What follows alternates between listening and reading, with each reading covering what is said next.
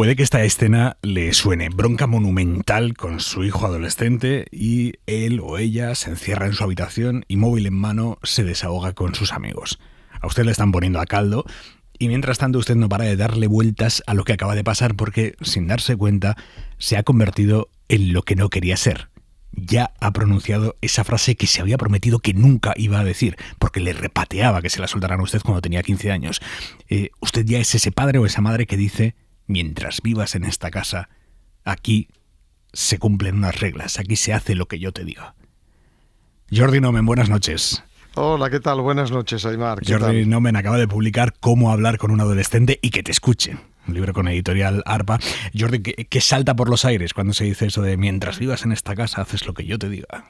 Bueno, pues mira, los adolescentes necesitan construir su propia autoridad y lo hacen desafiando la autoridad de los que tienen más cerca, de los que tienen más confianza, de los que quieren más, en este caso de la familia. Entonces, ir por esa vía de lo autoritario sin más, pues va a llevar a que el vínculo se resienta, ¿verdad? El vínculo que siempre tiene que estar firme y nunca debe ser poroso, pues eso se resiente cuando la autoridad es solo el argumento de autoridad, ¿vale? Porque los adolescentes, en principio, tienen una capacidad de digresión y de razonamiento que les hace mucha ilusión, ¿no? Porque están empezando a utilizar estos medios y se dan cuenta de que eso les permite entrar en el mundo adulto con sus argumentos, ¿no? Con la fuerza de sus argumentos, diríamos. ¿Y hay que comprarles siempre los argumentos que nos expone el adolescente? No, claro que no. Yo creo que no hay que comprárselos, pero no hay que quemar las naves, ¿no? Eso que decían los griegos: vamos a quemar las naves y así no vuelve nadie a casa. Hombre, si quemas las naves no vas a poder volver a casa, y eso es importante, ¿no? Ellos están en el fondo intentando ver cómo gestionamos los adultos nuestras emociones, porque eso es lo que llevan más pez, por decirlo así, ¿no? Es lo que llevan peor, es lo que saben menos. Entonces vamos a ver cómo los adultos gestionan sus emociones, porque es lo que nos cuesta más, ¿no? Nuestros hijos nos desprecian, Jordi. No, nuestros hijos no nos desprecian. Yo te puedo decir que como educador y filósofo, porque yo doy filosofía para niños y jóvenes, cuando preguntas cuál es su principal valor, la familia aparece en primer lugar. O sea, cuando nos ponemos serios, ojo con la familia, no me toques la familia. Pero claro, eso es así, pero nosotros lo que vemos es que no nos miran, no nos oyen, no nos escuchan, no nos hablan, y nos da la sensación de que eso no es así, ¿no? Y que cuando nos hablan es para expresarnos lo mucho que les aburrimos. Sí, a ver, yo lo digo mucho en las entrevistas de padres porque te dicen esto, ¿no? Es que, claro, me acaba de soltar que soy la peor madre del mundo, el peor padre del mundo, la peor familia del mundo, y bueno, yo lo que les suelo decir es, bueno, esto es normal, o sea, tranquilos. Si vamos ahí, vamos bien, ¿no? Tranquilos, porque quiere decir pues que ese hijo, esa hija está tensionando, diríamos, el vínculo para ver hasta dónde llega, y también pues poniendo encima, esgrimiendo su propia autoridad, ¿no? Porque al fin y al cabo están entrenándose. Esto es importante que lo tengamos presente, ¿no? Los adolescentes se entrenan para ser adultos. Aunque no sepan que lo hacen. Entonces, pues es un entrenamiento. Y en ese momento, Jordi, en el momento en el que el hijo nos dice: eres el peor padre del mundo, incluso me das asco, ¿qué hay que hacer? Bueno, de entrada, a ver, el peor padre del mundo es una valoración, me das asco es un insulto, son dos cosas distintas, ¿no? Yo creo que ante el insulto hay que decir: mira, lo siento, pero ahora no vamos a seguir hablando porque yo no te he faltado el respeto y tú no puedes hacer lo mismo conmigo, esto no es viable, entonces me voy. Con lo cual hay que poner tierra por medio si es un insulto. Si es simplemente una valoración, es el peor padre del mundo, bueno, pues entonces hay que tener el corazón muy fuerte, la espalda muy ancha y saber que eso es normal. Que lo digan es normal. Entonces, pues bueno, ya llegará el momento, unos cuantos años más tarde, en que dirán que equivocado iba con esta aseveración, ¿no? Porque no es así. Tú has estado siempre a mi lado y me has querido incondicionalmente y eso no tiene precio. Que nuestro hijo pase de nosotros a los 13 años es sano. Quiero decir, ¿no sería peor que fuera muy dependiente? No, es mucho peor que sea muy dependiente, porque hay que pensar que, como decíamos antes, ellos están entrenando la madurez, ¿no? Ellos están formando para hacer ese tránsito entre el niño y el joven, ¿no? Y tienen que poner a prueba, y tienen que tensionar, y tienen que tener su espacio. Ahora bien, no todo es permisible, imprescindible, diríamos, ¿no? Tenemos que tener unas normas porque necesitan una brújula. Las personas sin brújula no vamos a ningún lado, ¿no? Necesitamos unos límites porque sin límites no funcionamos. Pero sí que es cierto que no hay que perder los estribos, no hay que perder los nervios. Y eso pues requiere también hacer un duelo por parte de la familia, ¿no? El duelo de ese niño que ya no volverá a ser, esa niña que ya no volverá a ser, y tener curiosidad y ganas de descubrir ese adolescente que poco a poco se va a ir convirtiendo en mariposa y va a llegar a joven, ¿no?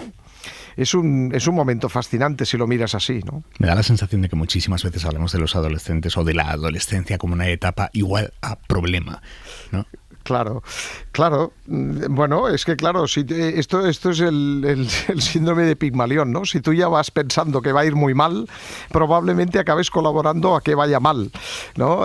Hay que pensar que yo llevo 30 años trabajando con ellos y con ellas, y la verdad es que es fascinante descubrir ese momento, ¿no? En que crecen y que de pronto pues empiezan a elaborar su propio concepto de las cosas, de la vida. Empiezan a gestionar sus propios sentimientos, a posponer sus deseos, que es algo que les cuesta una barbaridad. Nos cuesta a los adultos, imagínate a ellos si les debe costar, ¿no?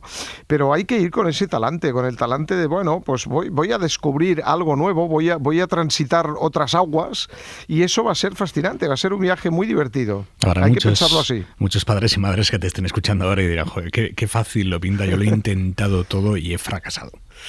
Sí, a ver, es que es eso, es ensayo, error, es paciencia, muchos grados de paciencia. Yo siempre digo que hay 4 cosas fundamentales para tratar con un adolescente. La primera es la paciencia, la segunda la paciencia, la tercera la paciencia y la cuarta la paciencia.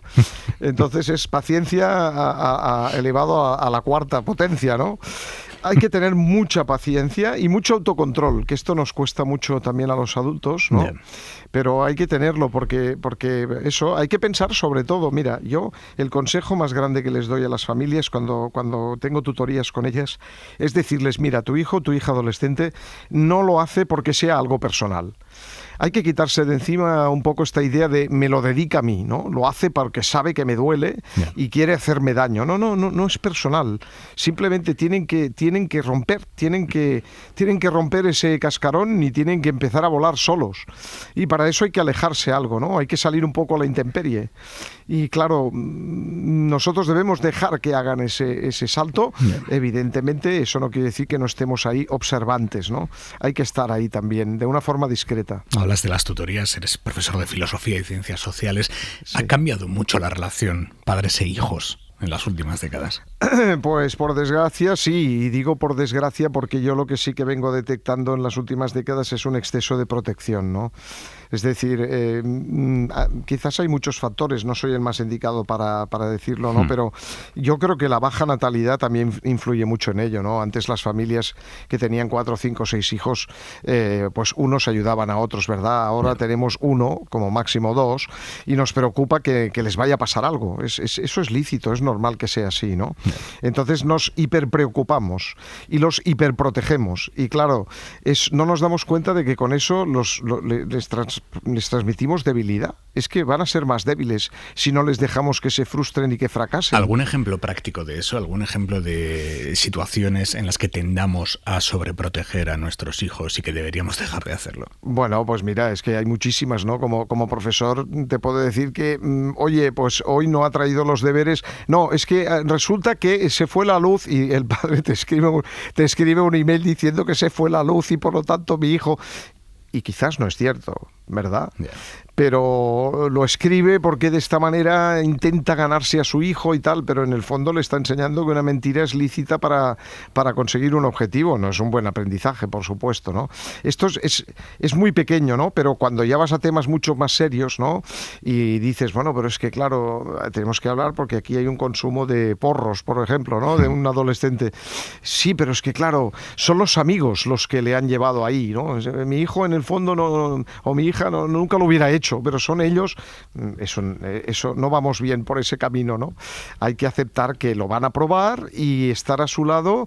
Eso no quiere decir validarlo, evidentemente, ni ponerles un huerto de plantas en el jardín, ¿vale? No quiere decir eso, yo creo que hay que estar muy lejos de eso, pero evidentemente tampoco puedes pensar, no, es que mi hijo es el único que no va a enfrentar el peligro y caer quizás en algún riesgo, ¿no? Al contrario. Pero hay que estar ahí. ¿Los adolescentes imitan a sus amigos o compañeros que tienen más relación con los padres? ¿Imitan el desapego, esa mala relación? Bueno, a ver, en general es que el amigo para el adolescente es un poco la boya a la que se agarra cuando todo fracasa, ¿no? Entonces ellos, evidentemente, los amigos lo son todo, los amigos y las amigas lo son todo, ¿no? Entonces hay que pensar que son sus referencias, que se fijan en ellos, que se fijan también en cómo actúan. Es evidente que, claro, los han elegido, es que hay que pensarlo desde ese punto de vista, ¿no? Tu familia, pues incondicionalmente te quiere, pero es que estas otras personas que son tus amigos o tus amigas te han elegido, ¿vale? Te han elegido y esto resulta fundamental para ellos porque les confirma en su fortaleza, ¿no? Me han elegido, ¿no? Y además tengo que mantener la confianza que tienen en mí. Entonces hay un proverbio árabe que yo lo cito muy a menudo que dice que la confianza, de hecho, crece con la lentitud de una palmera y se pierde con la velocidad a la que cae el coco. Si lo pensamos un poco, es lo que sienten ellos y ellas, ¿no? No puedo perder su confianza, tengo que mantenerla como sea y eso hace que cedan en ocasiones a la presión de grupo, ¿no? Y ahí ya está la educación que han recibido para su fortaleza personal, para saber resistir la inercia. Yeah. No es fácil, ¿eh? Jordi, ¿cómo provocamos o cómo generamos una conversación y cómo mantenemos esa conversación? ¿Cómo hablamos con nuestros hijos? No a nuestros hijos, sino con nuestros hijos, siendo ellos personas que no tienen ningún interés de, por ejemplo, en la cena, mantener una conversación con nosotros. Nos despachan con monosílabos, ¿qué trucos hay para mantener esa conversación? Bueno, mira, lo primero es que hay que cambiar los temas, ¿vale? Yo creo que la clave está ahí. O sea, tú como padre, como madre, te sientas a cenar y lo que preguntas es, bueno, ¿cómo ha ido el cole hoy? ¿Cuáles son las novedades académicas? ¿Lo tienes todo hecho? Vamos a hablar del tema de la sexualidad, porque, oye, a nosotros nos preocupa y es un tema que quisiéramos hablar. Aprovechamos la cena.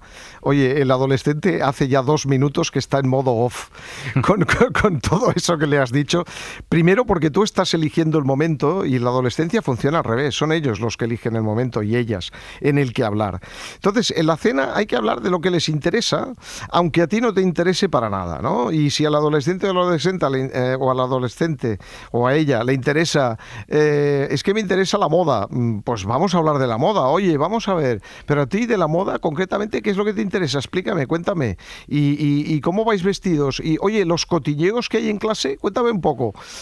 Ahí se abren y te van a contar la Biblia en verso, porque son los temas que les interesa hablar. Y eso lo que a ti te permite es tener el canal abierto. Eso es lo importante, que como adulto tengas ese canal abierto, porque cuando realmente llega el tema que les interesa y les preocupa y que a ti también te preocupa, cuando se produce esa convergencia, el canal tiene que estar abierto.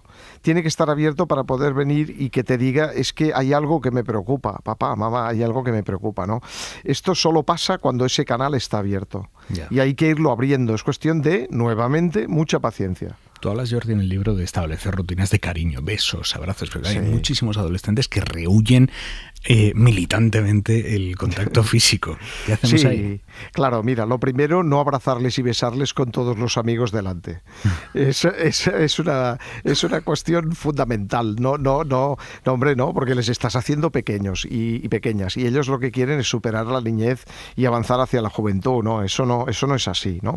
Pero si hemos establecido una rutina íntima en casa desde la infancia, eso también se nota, te lo puedo decir, ¿no? Porque hay adolescentes que antes de abandonar la reunión tutorial con sus padres les dan un beso. sin que se lo pidan. ¿Eh? Entonces, eso es una rutina que ya se ha establecido. Estamos en un entorno de confianza, entonces pues voy a besar a mi padre y a mi madre porque los quiero despedir, o voy a irles a saludar cuando llegan a la escuela, ¿no? Pero eso se tiene que cultivar desde pequeño.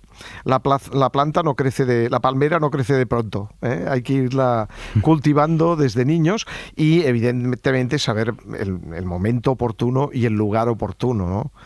¿Vale? No abrazar cuando están los amigos delante, sino abrazar cuando estamos en ese entorno y establecerlo, ¿no? Yo les digo, y además que vean que eso puede ser algo normal, ¿no? Yo se lo explico, mira, yo perdí a mi padre y a mi madre ya hace unos cuantos años, pero yo hasta los 40, los 50 les besaba cuando me iba y cuando llegaba. No pasa nada, eso es normal, eso está bien. ¿Hasta qué edad del chaval tenemos los padres capacidad de moldear o de participar en el moldeamiento del carácter del adolescente? Bueno, es una buena pregunta, pero te la voy a responder de una manera que no te esperas. Más o menos hasta que tú te mueras, aproximadamente. Vale. Es decir, moldear, vamos a hacerlo siempre, porque somos el padre y la madre toda la vida. De ahí, en esa responsabilidad no se puede dimitir, ¿vale? Lo que sí que es cierto es que hay que moldear de maneras distintas. No sé, mira, vamos a poner un ejemplo que quizás sea más gráfico. O sea, cuando son niños, antes vamos a poner los 11 años, 10, 11 años, ¿vale? Más o menos hasta ahí.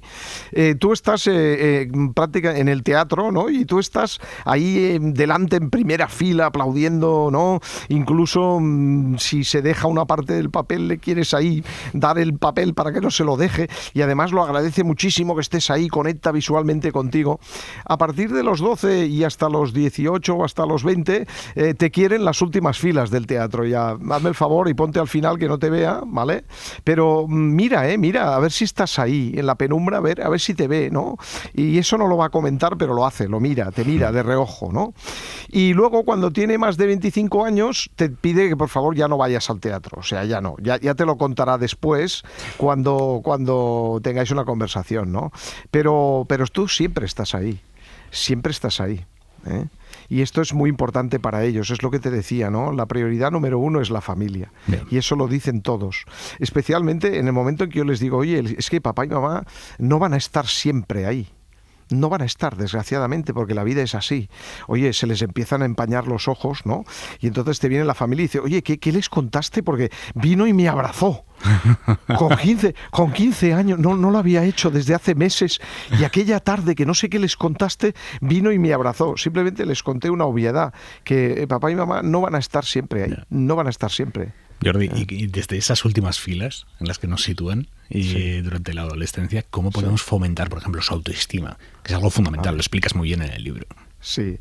A ver, no hay que mentirles, pero hay que valorarlos, ¿no? Y no hay que mentirles, quiere decir que ellos detectan, y ellas inmediatamente, cuando tú les dices, oye, qué fantástica que has hecho la obra y tal, o lo que sea que estemos comentando, dice, pero si ha sido un truño esto que he hecho, si ha sido fatal, ¿qué me estás contando? ¿Ves cómo no tienes criterio? ¿Vale?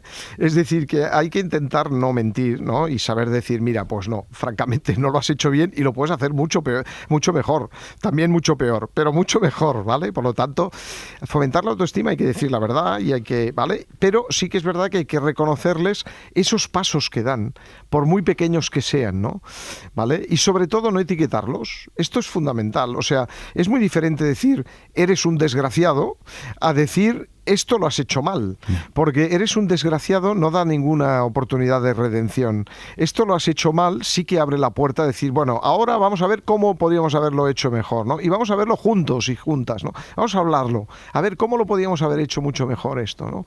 Y no te lo voy a decir yo, vamos a hablarlo conjuntamente, a ver qué podíamos haber hecho, qué alternativas había, ¿no? ¿Cómo podías haberlo resuelto de otra manera? ¿Vale? Hemos empezado la entrevista diciéndonos tú a nosotros que una de las peores cosas que se pueden hacer durante la adolescencia es quemar los barcos, ¿no? Con nuestros hijos. Sí, sí. En caso de que haya sido una relación muy complicada, muy dolorosa en la adolescencia, padres, hijos, después hay posibilidad de reconstruirla. Siempre la hay, ¿verdad?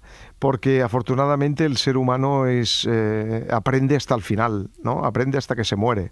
Por lo tanto, la posibilidad de cambiarlo siempre existe, pero es francamente difícil. No voy a mentir, porque realmente si por ejemplo, si ha habido maltrato de los hijos a los padres, que es un tema muy tabú, pero que se da en un 12% de los casos, imagínate. ¿Tanto? O sea, es brutal. Mira, ahora estaba repasando los datos de la violencia de la familia que cito en el libro, ¿vale? Y según un estudio de la Sociedad Española para el Estudio de la Violencia Filioparental, del SEFIP, se reveló que en 2022 el 12% de jóvenes entre 13 y 18 años ejerció violencia psicológica hacia sus padres.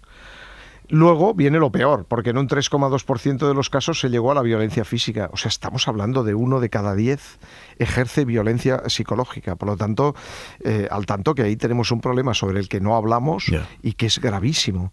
Y claro, yo entiendo que no se hable, porque es muy difícil aceptar que tu hijo está ejerciendo violencia sobre ti, ¿no? ¿Cómo detectamos, Jordi, lo que es una reacción adolescente brutal contra nosotros y lo que ya sí es violencia psicológica? Bueno, pues mira, lo detectamos por el propio malestar que tenemos nosotros mismos, ¿no? O sea, lo que no puede ser es que aparezca el miedo a nuestros hijos y a nuestras hijas, ¿no? Si aparece el miedo, tenemos un problema, ¿vale? Tenemos un problema. Una cosa es que aparezca la desorientación, una cosa es que aparezca el no saber cómo actuar, el precisar pautas, pero si lo que tienes es miedo, tienes que buscar a un profesional. Tienes que buscar a alguien porque tienes que salir de ahí. Eso ya es un problema muy grave, diríamos, ¿no? Y claro, ese miedo se lleva en silencio, se intenta que no salga de las puertas de casa, porque claro, conlleva una culpabilidad enorme, ¿no? Bueno, no nos pongamos tristes, ¿eh? Estamos hablando de que un 90% llevan una relación muy normal con sus familias. Vamos a mirarlo así. Jordi, es bueno que compartamos con nuestros amigos o con nuestros familiares la frustración que nos genera nuestra relación con nuestros hijos, o estamos violando la intimidad de nuestra relación con nuestros propios hijos. Bueno, es buenísima pregunta esta que me formulas. Depende de lo que comentemos, ¿no? Mira, yo siempre les digo a los alumnos, y diría también a los padres, aconsejaría hablar desde el yo más que desde el tú. Es decir, cuando uno habla de cómo se siente, no está culpabilizando al otro. Cuando uno indica al otro lo que tiene que hacer, ahí el otro va a reaccionar a la defensiva, ¿no? Entonces, yo creo que es bueno compartir, yo me siento así, ¿no? A ver, en esta sociedad, por desgracia, no nos permiten hablar de la fragilidad. Digo por desgracia porque eso conlleva mucho sufrimiento, ¿no? Imagínate todos los ancianos, el sufrimiento que conlleva no poder hablar de la fragilidad, ¿vale? Por decirlo así, ¿no? Pero es que hay muchos padres y madres que también necesitan hablar de la fragilidad, ¿no? Y no pueden porque se supone que tienes que ser un dios del Olimpo si eres padre o eres madre, ¿no? Y claro, dioses del Olimpo los justos y en el Olimpo. Aquí no hay. Aquí no hay. No somos perfectos. Entonces, poder hablar de la fragilidad está bien. Ciertamente es verdad que en el momento en que un adolescente te dice que por favor esto no lo expliques, debes valorarlo muy bien antes de explicarlo. Mira, fíjate, te voy a poner un ejemplo como profesor ahora, no como padre. Pues un adolescente te dice que está perdiendo el control con la bebida, por ejemplo, ¿no? Y te dice, por favor, esto no lo expliques, necesito que me ayudes, pero no lo expliques, ¿no? Entonces, un profesor puede caer en el error, creo que es un error, del coleguismo. No te preocupes, queda entre nosotros. Grave error. Porque es muy grave lo que le está pasando a este adolescente. Va a necesitar ayuda, no va a poder salir de ahí solo o sola. Va a necesitar a su familia. Entonces, ¿por qué no ser sincero de entrada? Y decirle, mira, lo que me estás pidiendo es un imposible. Vamos a tener que involucrar al papá y la mamá. Vamos a tener que hablar con ellos. Yo te ayudaré. Yo estaré ahí si quieres, porque entiendo que te va a costar mucho, pero es necesario que lo sepan, porque no vas a poder salir de ahí solo o sola si es que tienes ese problema. Y por lo tanto vamos a tener que buscar ayuda y el papá y la mamá son los primeros que van a querer ayudarte porque te quieren incondicionalmente, ¿no? Entonces, cuando les hablas así, les cuesta, pero lo entienden. Lo entienden. Lo peor es que tú les digas, no se lo voy a decir. Y al minuto 50 estás llamando a su familia porque es tu obligación y le estás diciendo, oye, que me acaba de decir esto, es gravísimo y tal, estoy muy preocupado, creo que tal. Porque entonces sí que eso es una tradición, ¿no? Siempre es bueno que los padres lo sepan todo.